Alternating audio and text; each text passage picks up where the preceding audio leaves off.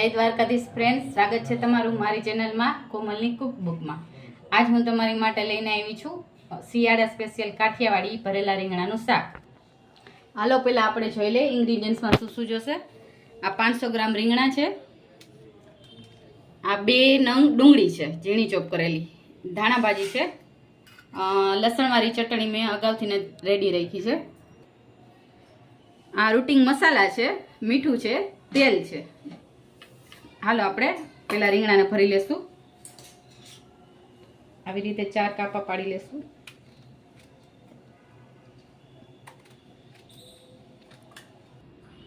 હવે આપણે આમાં મસાલો કરશું। આ ધાણા ભાજીમાં આપણે આ 4 ચમચી ચટણી પાવડર અને 15 થી 20 કળી લસણ છે। આવી રીતે મેં ચટણી રેડી રાખી હતી।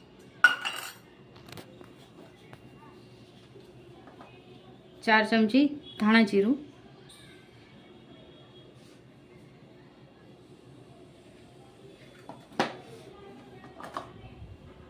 अर्धी चमची हळदर पाउडर,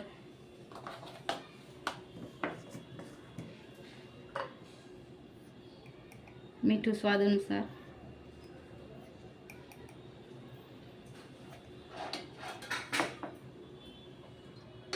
थोड़ुंक आपणे तेल नाखशुं बधा मसालाना मिक्स करवा, मिक्स करी लेशुं। हवे आपणा मसालो सरस मिक्स थई गयो छे। हवे आपणे आ जे રીંગણા कट करीने राख्या छे ने एमां भरी लेशुं।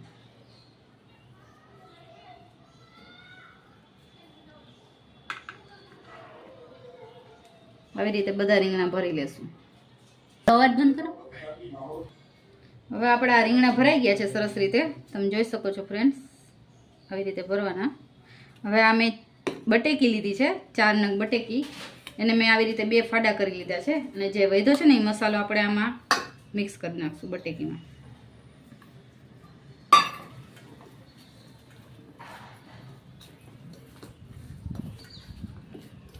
હવે આપણે એક કુકર લેશું,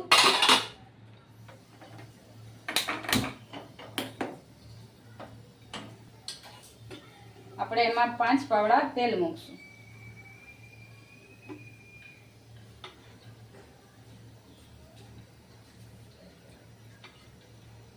તેલ આમાં આગળ પડતું જોશે, તમે તમારા ટેસ્ટ પ્રમાણે નાખી શકો।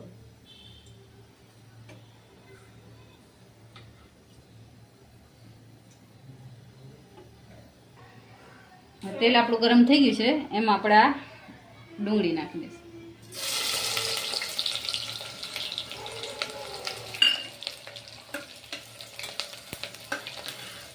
ડુંગળી આપણે ગોલ્ડન બ્રાઉન કરી નાખીએ। આપણી ડુંગળી ગોલ્ડન બ્રાઉન કલરની થઈ ગઈ છે। હવે આપણે આમાં આ બટેકી નાખી દઈશું। પહેલા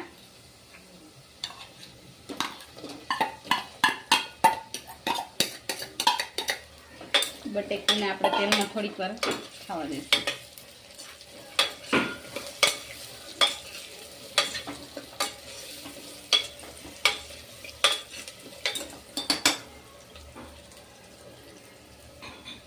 હવે આપણે આ રીંગણા એડ કરી દઈશું।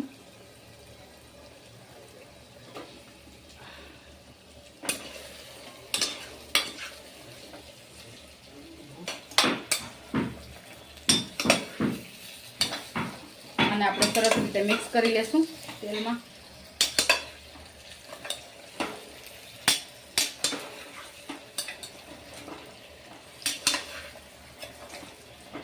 અને થોડીક વાર તેલમાં ચડવા દઈશું।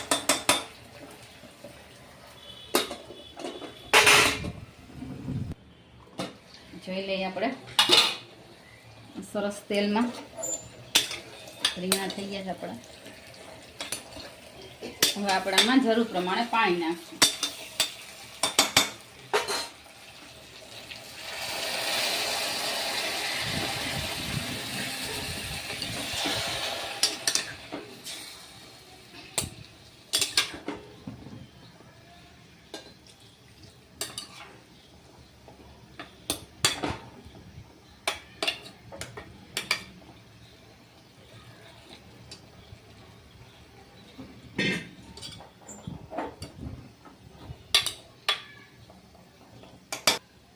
હવે આપણે આની 2 વિસલ વગાડી લઈશું. હાલો આપણે જોઈ લઈએ આપણું શાક રેડી છે. તમે જોઈ શકો છો ફ્રેન્ડ, તેલ ઉપર આવી ગયું છે અને આપણું શાક સરસ રીતે ચડી ગયું છે. ચાલો આપણે સર્વ કરી લઈએ પહેલાં. તો રેડી છે આપણું કાઠિયાવાડી ભરેલા રીંગણાનું શાક. જો તમને મારો વિડીયો ગમતો હોય તો મારા વિડીયોને લાઈક કરજો, મારી ચેનલને સબસ્ક્રાઈબ કરજો અને વિડીયોને શેર કરજો. જય દ્વારકાધીશ ફ્રેન્ડ્સ.